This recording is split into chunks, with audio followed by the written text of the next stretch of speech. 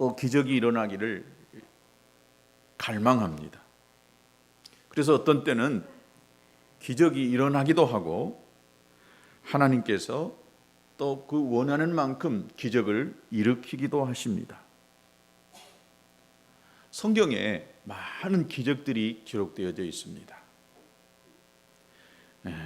그런데 성경을 읽다 보면 기적이 일어난 사건이 너무 자연스러운 것 같고, 그래서 우리의 삶 속에서도 실제로 그런 기적이 많이 일어날 수 있을 것처럼 우리가 생각합니다. 그래서 우리들은 기적을 바랍니다. 그러나 여러분, 우리의 인생 속에서 기적은 특별한 경우가 아니면 일어나지를 않습니다. 아니, 우리 평생에 단 한 번의 기적도 경험해 보지 못하고 죽을 수도 있습니다. 그런데 성경에는 많은 기적이 일어나고 있고, 또 특별히 예수님께서 이 땅에 오셔서 하시는 많은 일들이 기적을 통해서 예수님 그가 누구이신가를 드러내 주셨다는 것을 알 수가 있습니다. 그런데 우리가 성경을 읽거나 우리의 삶 속에서 일어나는 그 기적을 보면서 우리는 그 기적 그 자체만을 굉장히 원하고 또 기적 그 자체만을 보는 경우가 많습니다. 그러나 하나님은 기적을 베푸실 때에 기적 그 자체에다가 초점을 맞추는 것이 아니라 기적을 일으키는 그분이 누구이냐, 기적을 만들어낸 그분은 어떤 분이냐, 여기에다가 초점을 맞추시기를 원하셨습니다. 역사 속에서 이스라엘 백성들처럼 기적을 많이 경험한 그런 민족은 없습니다. 이스라엘 백성들이 애굽에서 노예 생활하다가 거기서 나와서 광야 생활 40년 하는 동안 그들의 매일매일 살아가는 그 삶이 그들에게는 기적이었습니다. 왜냐? 40년 동안 농사를 한 번도 짓지 않았지만은 그들이 굶지를 않았어요. 광야는 그저 황량하고 사람이 살 수 없는 그런 곳이었지만은, 그런데 하나님께서 그 광야 40년 동안 이스라엘 백성들을 지키져 주셨습니다. 40년 동안 이스라엘 백성들이 살아올 때에 몇십 명, 몇백 명에 불과한 것이 아니라 적어도 온 가족까지 포함하면은 200만 명 되는 인구였습니다. 지금 우리나라로 말하면 대구시 정도 되는 인구가 광야에서 아무것도 없는 그 사막 가운데에서 그들이 굶지 않고 살 수 있었다는 것, 이것은 기적입니다. 아침에 나가보면 이 이슬 같은 것이 땅에다 내려져 와가지고 그것을 가져다가 여인네들은 음식을 해서 먹었습니다. 또 저들이 고기가 먹고 싶다 하니까 하나님께서 바람을 불어서 메추라기를 보내주셔가지고 이스라엘 백성들이 아주 이에서 냄새 날 정도로 고기를 먹게 하셨습니다.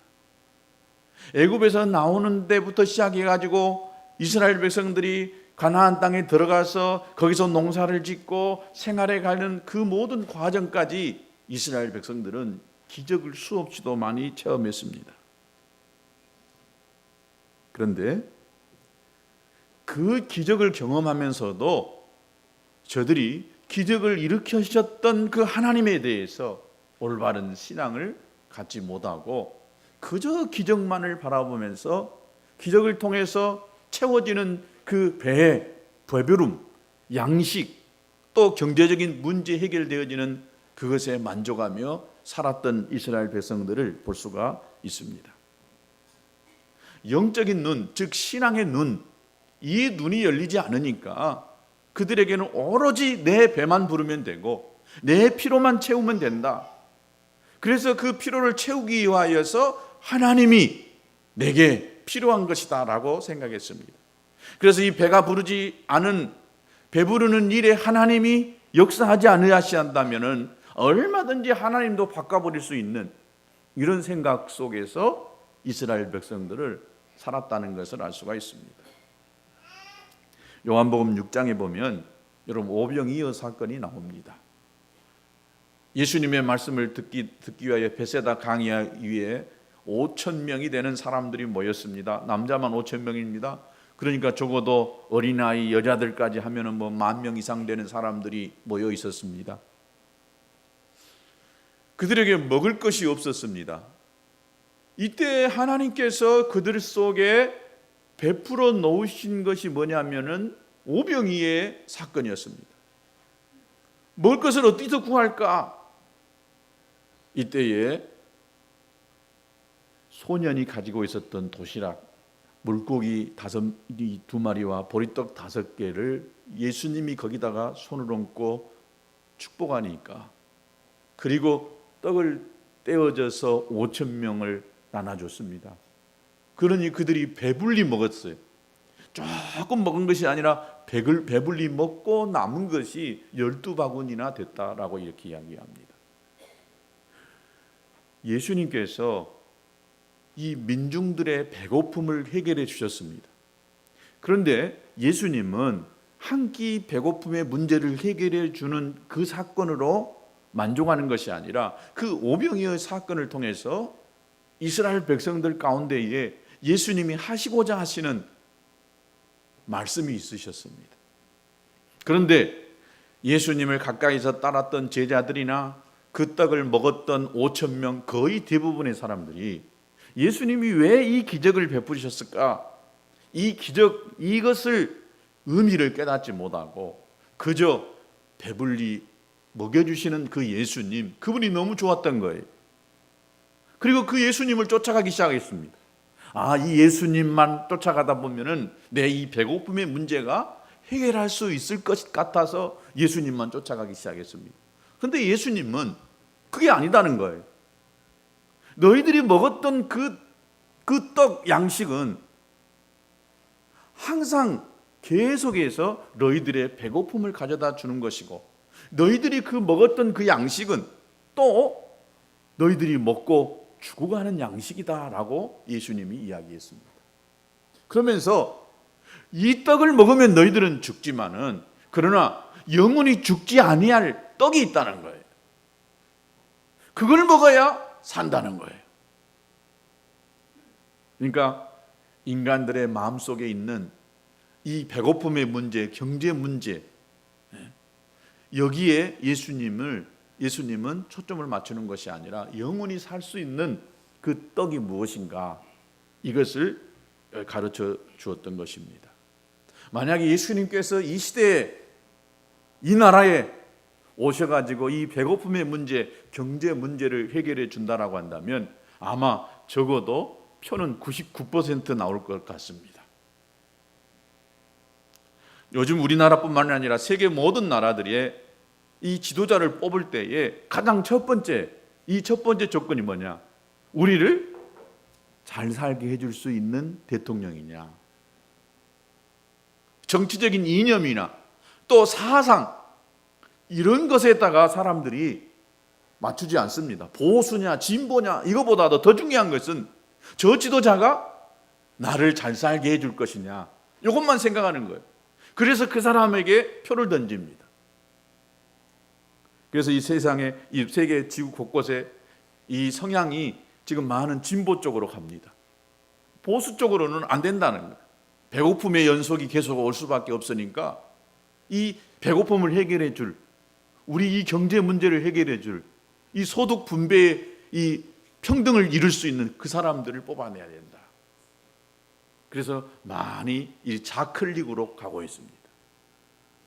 아마 분명 예수님께서 오늘 이 시대에 오신다라고 한다면 그분은 99%의 지지를 받을 것으로 생각합니다. 이 경제 문제를 해결하니까 사람들이 예수님을 왕으로 삼고 싶었던 것입니다. 그러나 예수님은 그들을 피해 다니시기 시작했습니다. 그들이 예수님을 왕으로 모시려고 할 때에 예수님은 저들에게 이 육신의 피로를 채우기 위해서 오신 분이 아니기 때문에 피해 다니기 시작했습니다. 그들은 예수님께 몰려오는데 예수님은 이들을 피해 가셨다. 왜 그랬을까요?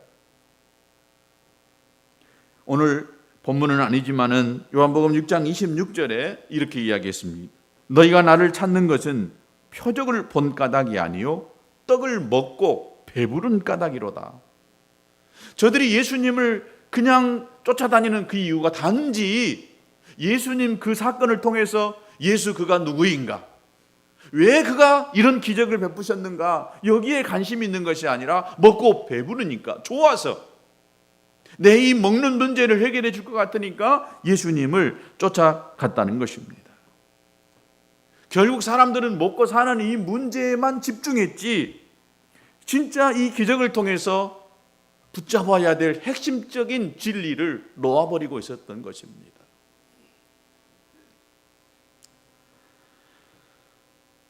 예전이나 지금이나 사람들은 여전히 먹고 사는 문제에 첫째 놓고 생각을 합니다.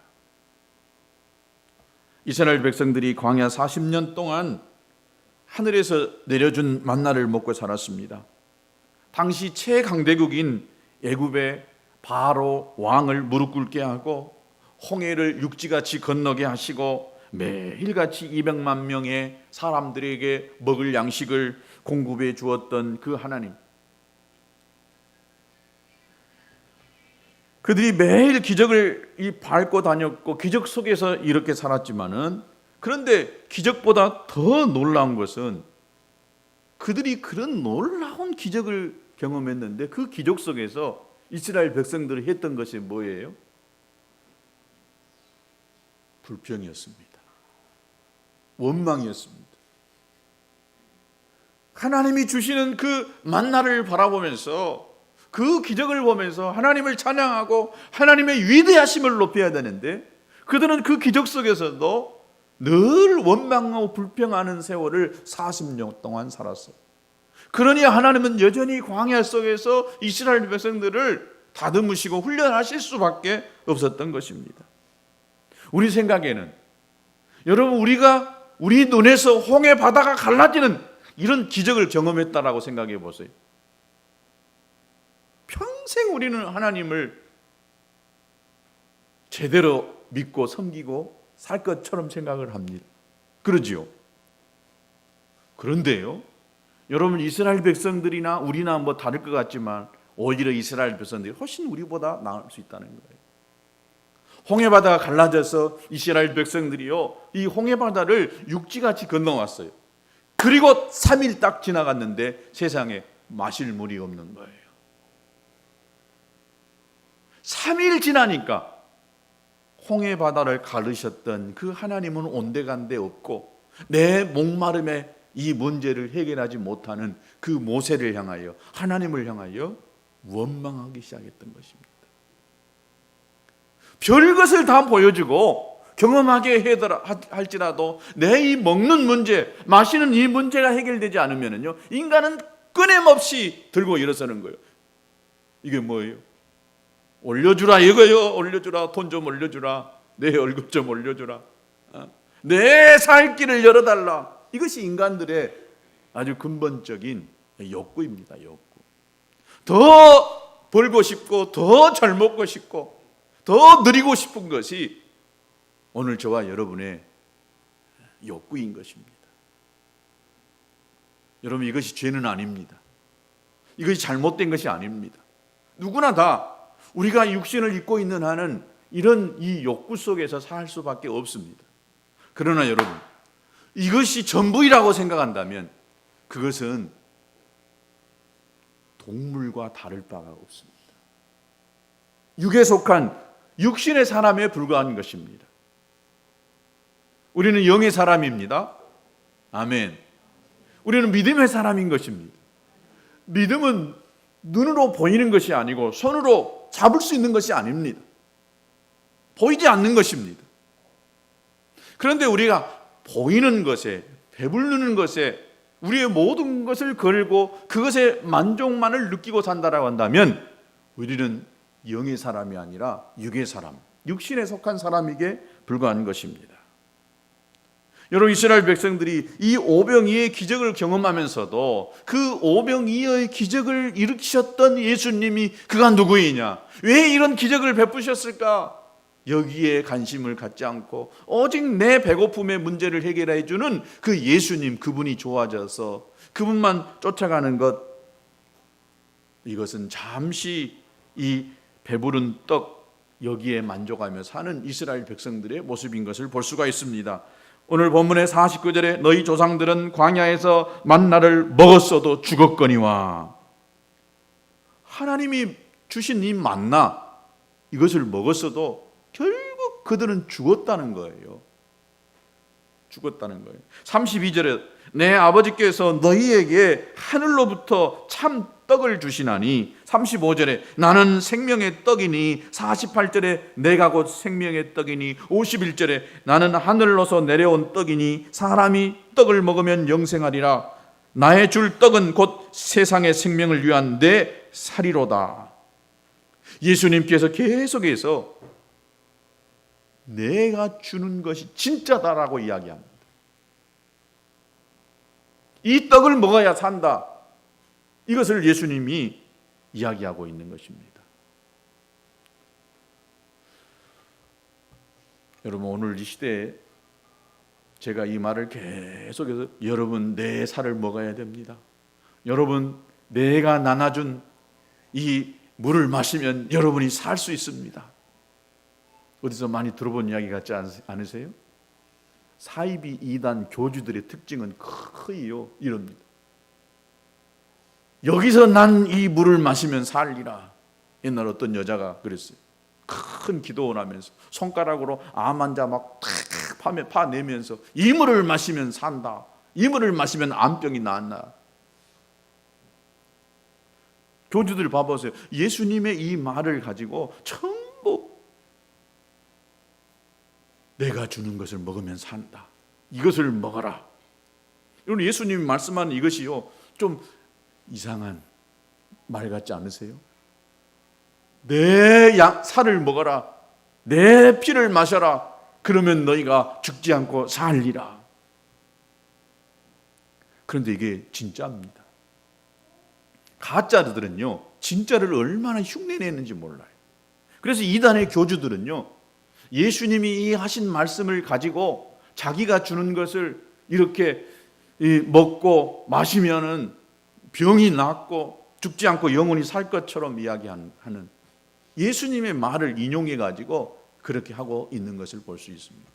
그러나 여러분, 예수님이 하신 이 말은 내 살은 참된 양식이요 내 피는 참된 음료다. 내 살을 먹고 내 피를 마시는 자는 내 안에 거하고 나도 그의 안에 거하나니. 너무나 당연한 말인데 우리는 이 말이요 당연한 것처럼 생각되지 않고 너무 어렵게 생각이 되어지는 것입니다. 여러분, 우리가 예수님의 이 살을 먹을 수 있어요? 예수님의 피를 먹을 수 있습니까?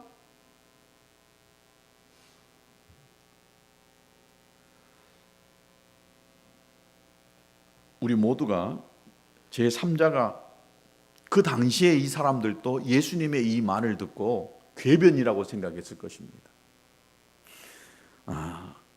당시 로마의 황제가 이 기독교를 박해할 때에 이런 내용들 때문에 기독교를 괴 집단으로 생각했어요. 완전히 사이비 집단이다라고 이렇게 생각했습니다. 주님이 십자가에 못 박히시기 전에 최후의 만찬에도 제자들에게 떡을 떼어 건네주시면서 받아 먹어라. 이것은 내 몸이다. 마셔라. 이것은 나의 피다라고 예수님이 최후의 만찬 때 하셨습니다. 먹으라라고 했습니다. 먹어라. 그러면 이 도대체 예수를 먹는다는 말이 분명히 예수님의 살을 먹고 예수님의 피를 먹으라고 했는데 이 먹는다는 말이 무슨 말이냐? 여러분, 예수를 믿는 것보다도요 어쩌면 더 정확한 표현이 예수를 먹는다라고 이렇게 표현해야 더 정확한 것입니다. 무엇이든지 먹는다고 표현하는 한국 사람들 이해가 참 빨라요. 어떤 엄마가 아이들에게 수학을 가르쳐요. 영자야, 사과가 10개가 있는데 그 중에 3개를 먹었어. 그러면 남는 것이 몇 개야? 여러분 몇 개 남을까요? 사과가 10개 중에 3개를 먹었어요. 그럼 몇 개가 남아요? 근데 이 아이는 3개요 그랬어요. 3개가 남는다는 거. 아니 10개 중에 3개를 먹었는데 3개가 남는다는 거예요. 왜 3개가 남어? 물어봤어요. 엄마가 말하기를 먹는 것이 남는 거래요.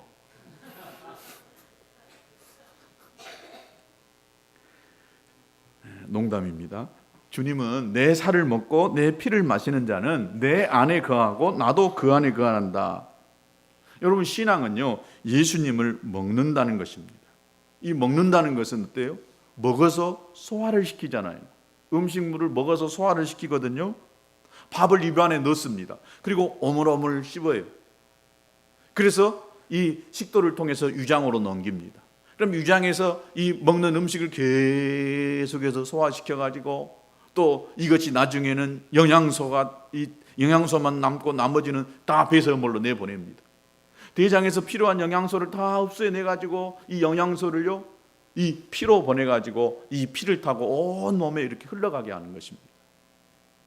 그러니까 이 먹는 것은 뭐냐? 결국 우리 몸에 에너지를 만들어내는 것입니다. 어떤 것을 먹느냐에 따라서 이 몸에 필요한 에너지가 생기기도 하고 또 영양 부족하게 되어지기도 한다는 것입니다.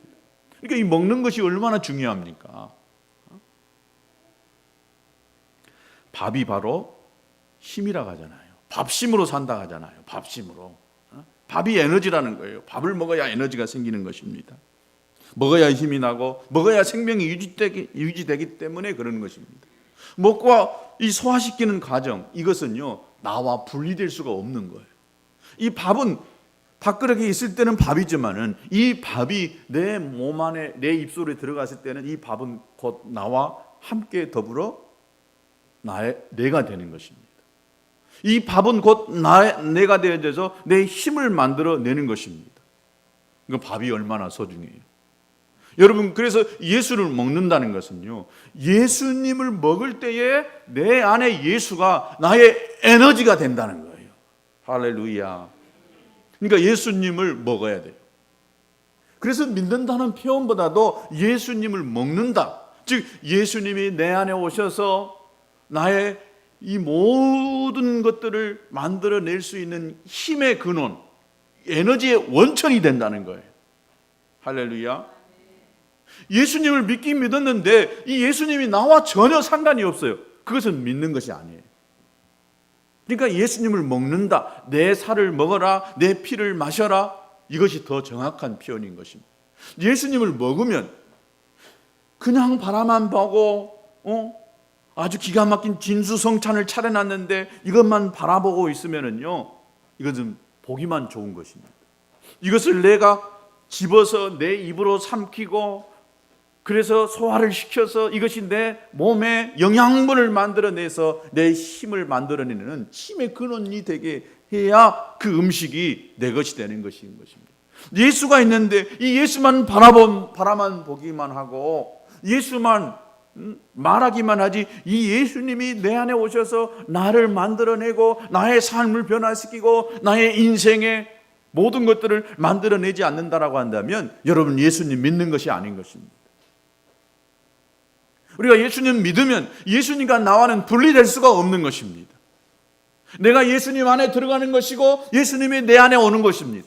즉 예수님이 나와 함께 하는 것이고 내가 예수님과 함께 하는 것이 그런 삶이 되어져서 예수와 더불어서 사는 삶이 되는 것입니다. 여러분 요한복음 6장에는 이 오병이어부터 시작해가지고 전부 먹는 이야기입니다. 계속해서 먹는 이야기 하고 있어요. 영원히 산다, 너와 너는 하나가 된다, 이런 이야기들을 하고 있는 것을 볼 수가 있습니다. 엄밀히 말한다면 먹고 우리가 죽는 것인데 계속해서 우리가 무엇을 먹으면은요 실은 먹고 사는 것이 아니라 먹고 죽어가는 거예요. 먹어서 힘이 날죠. 그 당시 잠깐은 힘이 납니다. 그러나 밥그릇을 10그릇 먹은 사람하고요 10년 먹은 사람하고 뭐가 달라요? 많이 먹으면 먹었을수록 이 사람은 죽는 날이 가깝다는 거예요. 이거 밥그릇 수 세라고 하잖아요. 밥그릇 수 세면 셀수록 많아지면 많아질수록 죽는 날이 가깝다는 거예요.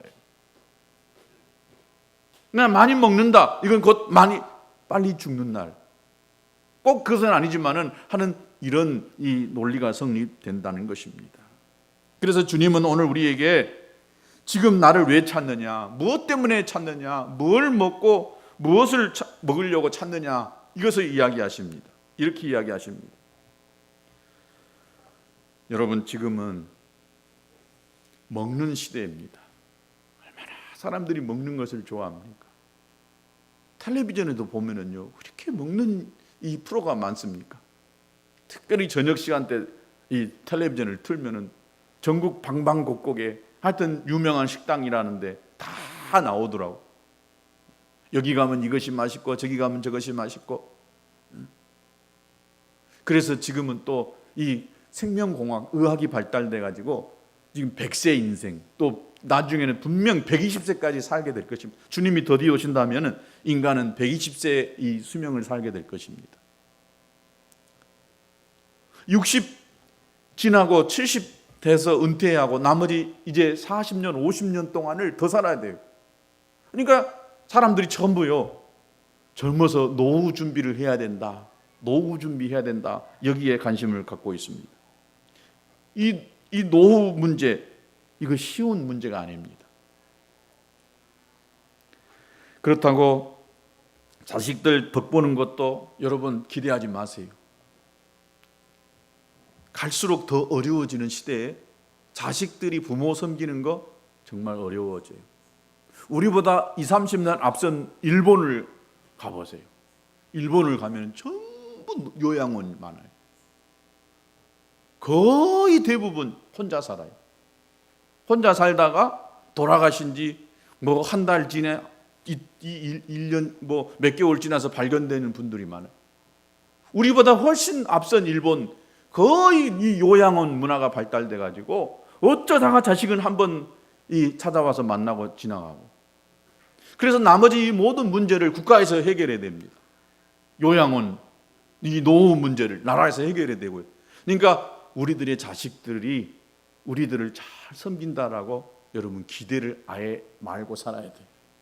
그러면 어떻게 해야 되냐? 내 노후 문제 내가 알아서 해야 되느냐? 그래봐야 우리가 얼마나 할 수 있겠습니까? 얼마나 더 오래 사느냐, 얼마나 건강하게 사느냐, 여러분 이것이 노후 준비가 아닙니다. 우리의 노후 준비, 진짜 하는 노후 준비가 뭐냐? 100년을 살아도요, 영혼에 비하면 우리는 잠시 한여름밤에 지나가는 꿈만 같아요. 100년의 인생, 나머지 나의 40년, 50년 인생을 준비하는 여기에다가 나의 모든 에너지를 쏟아낼 것이 아니라 영원히 살 그 일을 위해서 나의 에너지, 물질을 다 써야 된다라고 믿습니다. 여러분, 내가 내 노후 문제 아니어도요, 나중에 지나면 다 나라에서요 많이 책임져 줘요. 앞으로 점점 복지는 더 발달되어집니다. 일본처럼 또 우리나라도 가족이 이 부모를 책임 안 져도요, 국가에서 다 책임지도록 다 하게 돼 있어요. 그러니까 너무 거기다가 우리의 모든 것을 걸지 마시고 영혼에 대해서 우리가 장차 영원히 살 그 하나님 나라를 준비하는 그런 삶에 저와 여러분의 에너지를 쏟아낼 수 있게 되기를 축복합니다. 하나님의 관심은 영혼에 있습니다. 영혼. 이 땅에 100년, 120년 사는 인생 속에 있는 것이 아니라 하나님의 관심은 영원히 살아갈 그 영혼에가 있다는 것입니다. 58절에 이것은 하늘에서 내려온 떡이니 조상들이 먹고도 죽은 그것과 같지 아니하여 이 떡을 먹는 자는 영원히 살리라. 순간적인 이 문제 해결에 너무 목을 매지 마시기 바랍니다. 너무 쉽게 문제를 풀려고 하다 보면은 거기에다가 나머지 우상 숭배, 거기에다가 이 만모니즘, 이런 것들이 내 속에 들어오기 시작합니다. 그리고 신앙은 온데간데 없어져요. 여러분, 오늘날 먹고 사는 이 문제가 우리의 삶의 가장 큰 문제로 되어 있어요. 그러나 오히려 우리가 더 힘들게 살 그때는 믿음이 더 좋았습니다. 가난하고 없이 살 때 훨씬 더 믿음이 좋았어요. 그러나 우리가 넉넉하게 되어지는, 여유가 있어지는 이 시대에 제대로 된 신앙 생활을 하기가 더 어려워집니다. 돈이 있다고 생각하니까, 시간이 있다고 생각하니까 나를 위해서 사는 그런 시간, 그런 에너지를 많이 소비하고 있는 것을 볼 수가 있습니다. 진짜 우리에게 필요한 것은 다른 것이 아닙니다. 예수 그리스도인 줄로 믿으시기 바랍니다. 예수는 나의 힘이요 나의 생명이십니다. 그래서 예수를 통해서 얻고자 하는 것, 이것은 내 배고픔의 문제를 해결하려고 하는 여기에 관심을 두는 것이 아니라 내 영혼의 문제, 이 문제를 해결할 수 있다는 사실을 여러분 기억하시고 그렇게 살 수 있게 되기를 축복합니다. 예수 믿었어도 하나님 내 이 배고픔의 문제 해결해 주세요. 하나님 내 자녀들 잘 되게 해주세요. 예수 믿었어도 하나님 내 질병 고쳐주세요. 맨날 이 배고픔의 이 경제 문제에 붙들려서 기도하고 있다 보면은 내 인생이 거기에다만 끝나버려요. 하나님의 관심은 그것이 아닙니다. 내 이 배고픔의 문제, 경제 문제 해결해 주시기 위하여 예수님이 이 땅에 오신 것이 아니라 내 영혼의 문제를 해결해 주시기 위하여, 나의 영혼이 살 수 있는 천국으로 인도하시기 위하여 예수님이 이 땅에 오셨습니다. 그러니까 예수님의 가장 큰 관심은 무엇이냐? 나의 이 배고픔의 문제가 아니라 너의 영혼의 문제라고 이야기하고 계십니다. 내 영혼이 잘 되는 이 일을 위하여 우리는 시간을 들여야 되고 나의 에너지를 쏟아내야 되는 것입니다. 내 영혼이 잘 될 수 있는 것이 무엇이냐? 다른 게 아닙니다. 영의 양식을, 내 육신의 이 배고픔의 문제를 해결하기 위해서 이 맛있는 음식을 먹고 밥을 먹듯이 내 영혼의 이 양식을 위해서, 내 영혼이 잘 되기 위해서 먹어야 될 양식이 있는데 그게 바로 영의 양식이라는 것입니다. 미안한 소리지만은 저같이 몸이 좀 이렇게 나 있고 이 거대하신 분들 보면은 다 이 먹는 것을 참 즐겨하신 분들이에요. 안 먹고 쪘다 하신 분 다 거짓말입니다. 조금 몸이 있다 그러면 먹는 것을 즐겨하시는 분들이에요. 몸이 호리호리하다 딱 한 분만 빼고, 그분은 호리호리하다 이거 먹는 것의 즐거움을 잘 못 느낀 사람이에요. 음식을 앞에서 놓고도 먹을 줄 모르는 사람, 그런 분들은 대부분 보면은 호리호리 이렇게 하시더라고요. 먹는 것에 대한 욕구가 있다, 이거 참 좋은 것입니다. 살아있다는 거예요. 밥맛이 있다, 살아있다는 거예요. 몸이 조금만 아파 보세요. 가장 먼저 밥맛이 떨어집니다. 입을 까칠까칠하고 밥맛이 떨어져요. 그것은 이 몸에 지금 이상이 왔다는 거예요. 마찬가지입니다.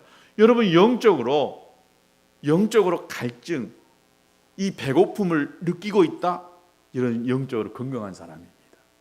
먹어도 배부르지 않고 또 먹고 싶고 영적으로 건강하다는 거예요. 하나님의 양식인 하나님의 말씀에 대한 갈급함이 있어야 됩니다. 이 양식을 먹지 않았음에도 배고픔을 못 느껴요. 그건 문제가 있는 사람입니다. 내가 매일매일 영의 양식, 하나님의 말씀을 보고 듣고 읽지 않았음에도 불구하고 내 영적 생활에 전혀 이 갈증을 느끼지 못한다라고 한다면 이 사람은 영적으로 병들어 있다는 거예요. 하루만 하나님의 말씀을 안 먹어도 내가 한 끼 음식을 안 먹은 것처럼, 그냥 배고파서 힘이 없는 것처럼 영적으로 그냥 힘이 쫙 빠지고, 그래서 하나님의 말씀을 자꾸 먹고 싶고, 이것이 영적으로 건강하다는 것입니다. 결론입니다. 여러분, 영적 식욕을 갖고 영적인 하나님의 말씀을 먹는데 시간을 들이실 수 있게 되기를 바랍니다. 다른 일보다도 내 영혼이 살 수 있는 일에 여러분 관심 갖고 에너지를 쏟아낼 수 있게 되기를 진심으로 축복합니다. 우리 같이 하나님께 한 1분간 기도하십시다.